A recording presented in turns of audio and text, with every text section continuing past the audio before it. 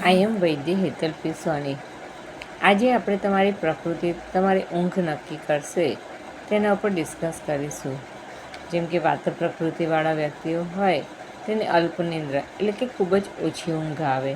પિત્ત પ્રકૃતિવાળા વ્યક્તિઓને ઊંઘ તો આવે પણ પુષ્કળ સ્વપ્ન આવે, વચ્ચે વચ્ચે જાગી જાય અને આખી રાત સ્વપ્નમાં પસાર કરે.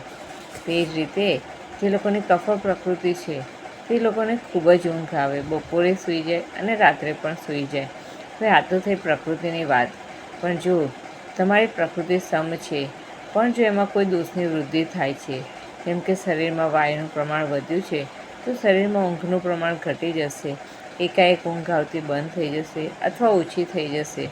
તે જ રીતે જે લોકોના શરીરમાં પિત્તનું પ્રમાણ વધી જશે તો તેની ઊંઘમાં ડિસ્ટર્બન્સ અને સ્વપ્નનું પ્રમાણ વધી જશે. તે જ રીતે જ્યારે શરીરમાં વિકૃત કફ વધે છે ત્યારે પણ ડ્રાઉઝીનેસ, પડી રહેવાનું મન થાય, સૂઈ રહેવાનું મન થાય અને અતિશય ઊંઘ આવે. તો આ માટે તમે તમારા વૈદ્યની સલાહ અનુસાર એક વખત તમારું પ્રકૃતિ પરીક્ષણ અને નાડી પરીક્ષણ કરાવી અને તમારી શરીરની સિસ્ટમને એક્ટિવેટ કરી શકો છો અને વધેલા દોષનું પ્રમાણ પણ ઘટાડી શકો છો. Thanks for watching.